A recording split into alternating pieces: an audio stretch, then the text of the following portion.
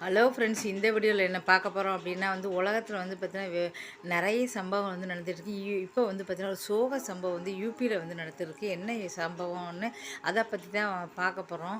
இப்போ அங்கே என்ன சம்பவம் நடந்திருக்கு அப்படின்னா, இப்போ பார்த்தீங்கன்னா யூபியில் பார்த்தீங்கன்னா வயசு வித்தியாசம் தெரியாமல் கல்யாணம் பண்ணாங்க. அப்படி தான் பார்த்தீங்கன்னா அவருக்கு பார்த்தீங்கன்னா 75 வயசு ஆகிருக்கு.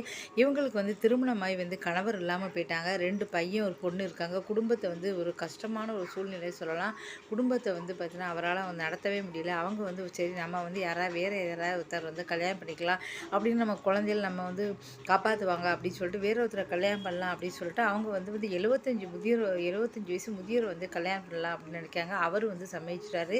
கல்யாணத்துக்கு அப்புறம் பார்த்தீங்கன்னா கண்டிப்பாக உங்கள் குழந்தைய ஒன்றா நல்லபடியாக காப்பாற்றுறேன்னு சொல்லிட்டு அதுக்கப்புறம் பார்த்தீங்கன்னா நல்லபடியாக திருமணம் முடிஞ்சுது.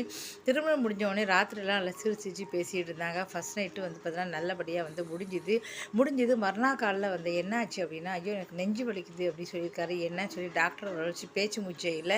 டாக்டரை வச்சு பார்த்தா அவர் உயிர் விட்டு அவரை விட்டு பிரிஞ்சு போச்சு. முதுமை காலம் அவருக்கு வயசாகிடுச்சு அப்படின்னால 70 வயசுக்கு மேலே எப்போவும் என்ன சொல்ல முடியாது. அவர் பார்த்தீங்கன்னா இறந்த இது கேட்டு அவங்க கதறி எழுதியிருக்காங்க. ஏன்னா நாள் தான் கல்யாணம் நடந்திருக்கு. ராத்திரி தான் முதல்ல வந்திருக்கு. மறுநாள் காலையில் கணவர் இறந்துட்டார் அப்படின்னா தன்னுடைய குடும்பத்தை காப்பாற்ற ஒருத்தர் வேணும் அப்படின்னு சொல்லிட்டு இவங்களை கல்யாணம் பண்ணியிருக்காங்க. ஆனால் இப்போ அவரும் இப்படி இறந்து போயிட்டாருன்னு சொல்லி கதறி துடிச்சிருக்காங்க. இந்த சம்பவத்தை கேள்விப்பட்டு எல்லாருமே ரொம்ப ரொம்ப அதிர்ச்சியாக இருக்காங்க. இப்படி என்ன வயது மூச்சு காரணமாக தான் அவர் இறந்து போயிருக்காரு அப்படின்னு சொல்லியிருக்காங்க. இதனால் அவங்க கதறி எழுதியிருக்காங்க. ஏன்னா தன்னாக்கு அப்புறம் தன் குடும்பத்தை காப்பாற்ற வராரு, நமக்கு ஒரு சந்தோஷமான வாழ்க்கை கிடைக்கும், கணவர் தான் தன்னை விட்டு போயிட்டாரு அப்படின்னு நினச்சிருந்தாங்க. ஆனால் இப்படி ஆகிப்போச்சேன்னு சொல்லி கதறி துடிச்சிருக்காங்க. இப்போ இப்படி வயசு வித்தியாசம் தெரியாமல் என்றைக்குமே இப்படி கல்யாணம் பண்ணக்கூடாது. ஏதாவது கொஞ்சம் வயசு 50 வயசுக்கு மேலே இந்த காலத்தில் பார்த்தீங்கன்னா 60 வயசுக்கு மேலே நிரந்தரம் இல்லை சொல்லலாம். ஆனால் சர்வசாதாரணமாக 75 வயசு 80 வயசு 85 வயசுன்னு சொல்லிட்டு எனக்கு ஒன்றும் ஆகாது, நான் ஸ்ட்ராங்காக தான் இருக்கேன் சொல்லி கல்யாணம் பண்ணிக்கிறாங்க. ஆனால் அநியாயத்துக்கு இப்போ ஒரு பொண்ணோட வாழ்க்கை போயிடுச்சு.